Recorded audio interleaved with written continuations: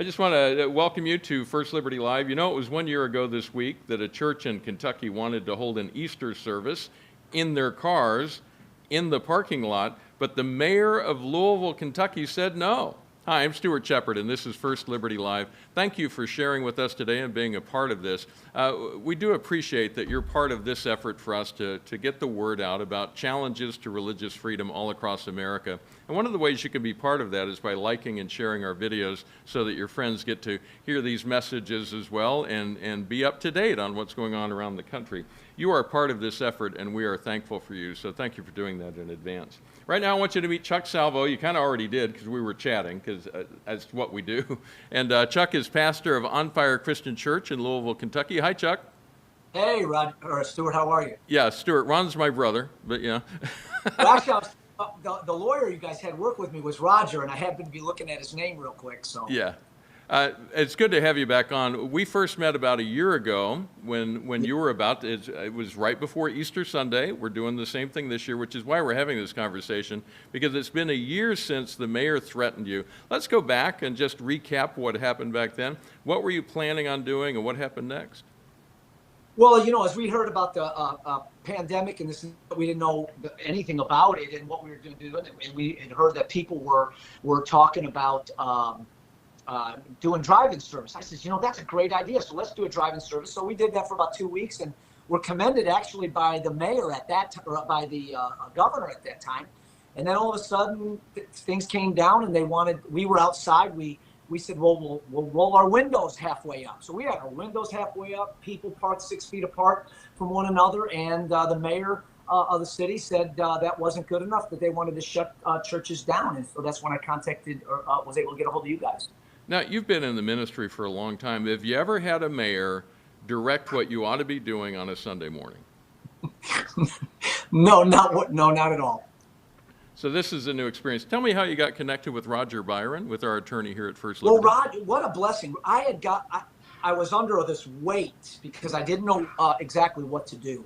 And my main concern is that I'm going to have service. I knew I wasn't going to shut down. So, you know, you're sitting there going, I'm about to break the law. What's going on? And Roger had inboxed, sent an email, and my daughter who's my administrative secretary, she had actually saw it, and she said, Dad, you might want to check this out. And so I just sent something back to him, and literally within 24 hours, we already had our feet on the ground, beginning to go after and prepare our defense. And this had to happen quickly because you were right there ready for Easter services that Sunday, and it went rapidly to the district court. And on Saturday, the day before Easter, Judge Justin, I want to make sure I get his name right, Justin Walker issued a temporary restraining order. I've got a quote from that I want to share. He included this in what he wrote. He did the opinion, but then he also wrote a long note with it that was very strongly worded, and this is just part of it. He says, on Holy Thursday, an American mayor criminalized the communal celebration of Easter.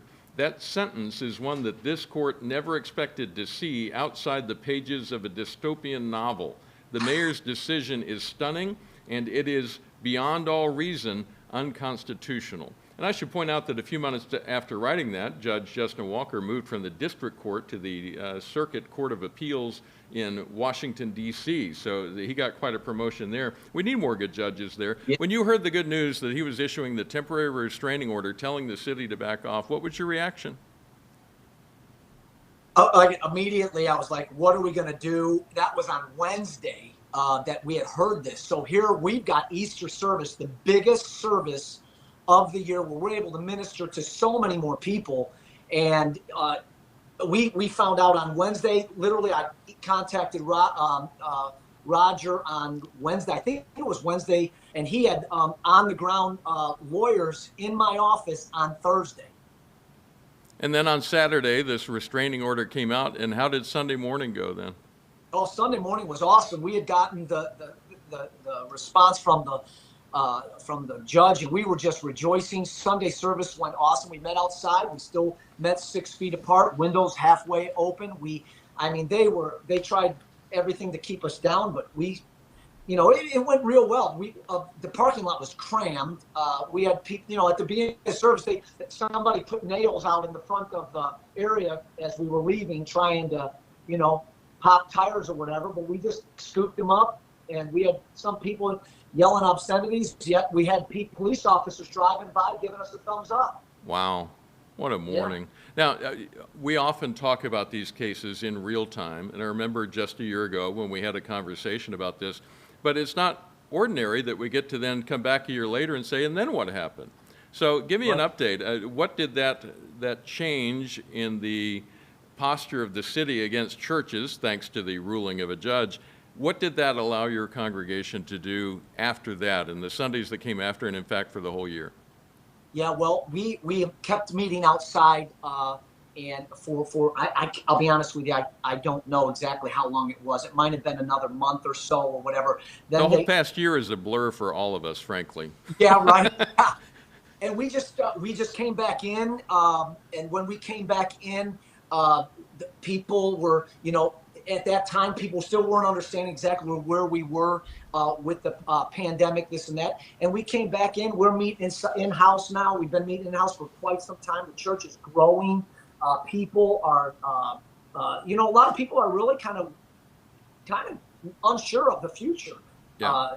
So we're seeing so many religious liberties shot down right now, and more so. And I was just asked to leave a restaurant yesterday. Maybe I need to talk to you guys after we get off. I was asked to leave because just a Five Guys restaurant, and I walked in. I don't wear a mask, and they said, "Do you have a mask?" And I said, "Well, I don't wear one. It's bad for your health."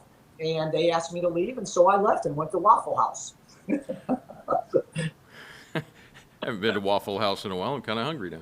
Hey, one thing that always strikes me about these, the ruling was specifically about On Fire Christian Church. Yeah. But it changed what churches could do, not just throughout Louisville, but throughout that region of Kentucky, and also set a precedent for churches across the country. This was the first significant ruling concerning restrictions on churches during the pandemic, and it kind of set the tone for churches all over. How does it feel knowing that what your church did by standing up paved the way for so many other congregations, not just in Kentucky, but across America? Yeah, I mean, I'm humbled. I'm just grateful that we did the right thing. Through the whole thing, Brother Stewart, my main concern was I never want to bring shame to the name of Christ. And so, I had people, the religious crowd saying, in Romans it says, obey governing authorities. But there comes a time that our governing authority, and I think many people forget this, is the Constitution. And when our governing authorities violate the Constitution, then I think we have a right as Christians to stand up and say, hey, there comes a time, and I'm willing to go to jail. If I'm not shutting my doors, and I will not shut my doors down, even in the future. We're seeing even more times where they're trying to push more stuff down our throats, and I think we need to stand up as a people and say, I'm just not doing it. Yeah, and it strikes me with our form of government, an important part of it is the people speaking into it. It started with we the people. So if we feel that our government is out of line, our patriotic duty, and I think our biblical duty, is to speak into that government to try to bring things right again. That's our job and our responsibility as citizens to be able to speak into the very system of government that we have here in the United States. Absolutely. Yeah. Now, it's been a year, and it's gone to the district court, and now we're a year down the road, but we're still seeing churches that are having restrictions placed on them, and churches that are being told you can do this, but you can't do that. In California, for a while there, they said you can't sing in services, that kind of thing. What would your advice be to other congregations who are fearful of speaking out, fearful of stepping up and taking that next step? Stuart, I'm very vocal, and I'm vocal from my pulpit as well. I believe that pastors need to open their buildings, open their churches up. I personally believe that the reason we're in the situation we're in today is because most churches didn't do what the inner voice of the Spirit told them to do, and that's remain open. I think if we would have stayed open, we wouldn't be spiritually, because when we don't, our job as church people and churches is to create, if we could say this, a portal in the realm of the Spirit for the Spirit of God to descend in power in the culture. When we don't do our job, evil can triumph. And what I believe happened through this pandemic is pastors did not do their job. Therefore, it opened up a door for the demonic realm to have a heyday. And I think we're still seeing the results, and possibly going to even see the results in the near future. But I believe God's word is true in 2 Chronicles 7:14. If my people, now we said this a year ago, but now more than ever, because I don't think the church at large responded in the proper way.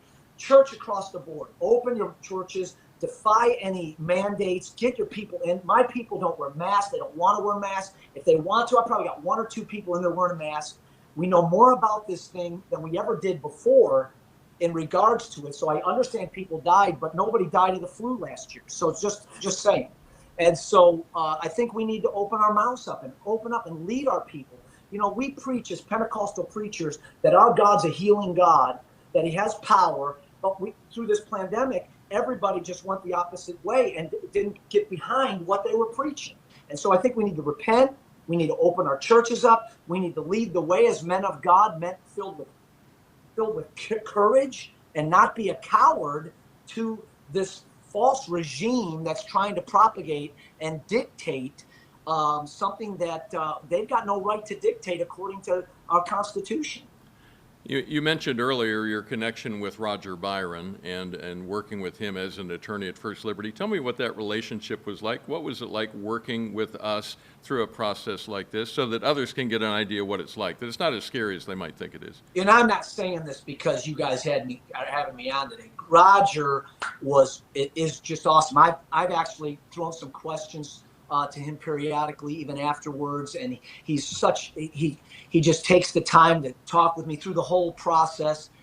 He took the time in it, to walk us through this whole thing. It was all brand new to us. I've never, I've been pastoring this house. I've been full-time ministry for 25 years. I started this church 20 years ago in my basement, and I've never seen anything like this. Ever had to contact a lawyer. And so it was very nerve-wracking at the beginning because I wanted to make sure we were doing the right thing. Roger walked us through it. It was awesome, just awesome. Tell me about some of the fears that you felt. You just touched on that a bit, but it's a scary thing to go up against a big city government with lots of attorneys in their stable. Roger's funny because we go out and I'm talking. I didn't meet Roger until I think it was the day before, and it might have been the day after. I don't remember. We had all these other people jumping on board wanting to help out with Roger. And so I met the people on ground, the local law firm that you guys connected up with. Yeah. And Roger, by the way, the state senator, while I'm in my office talking on Thursday with the lawyers that you sent over, Mitch McConnell calls me on my phone. The Senate Majority Leader at the time. He was a majority leader at the time. And so anyways, that was wild. So when he found out I had a lawyer, and I'm talking to a lawyer about it, I think it kind of helped things along. Anyways, and to be fair, Mitch McConnell wrote an encouraging note in favor of your church and sent that to the mayor of Louisville, encouraging the mayor to back off and let you meet in your parking lot. And then Daniel Cameron got involved, which used to work with Mitch McConnell, my understanding. And Daniel Cameron ended up making a phone call as well and actually brought a stern rebuke. Yeah. Outstanding. Chuck, so good to see you again. Thanks for making time for us today. Good to see you. Yeah.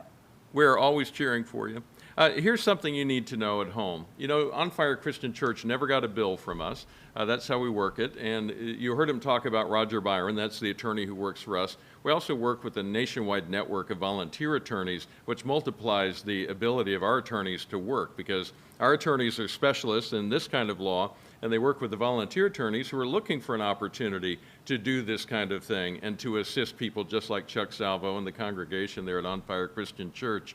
When you partner with First Liberty Institute, that's what allows us to do that. That's what makes it possible for us to represent churches and other houses of faith and Christian businesses or businesses that are operated by people of various faiths. That's what allows us to do that and stand up for our constitutional rights and to speak in both as a citizen and as a biblical citizen into the conversation and make sure that things are done in a constitutional manner. We are so thankful because it's through your generous support that we're able to do this. If you'd like to give, just click on the big red Give button at firstlibertylive.com. It's easy to find, stands out on the page. You can also text to give. I think we put that up during the course of the program. You can text first to 474747, and that will take you to a page where you can donate as well.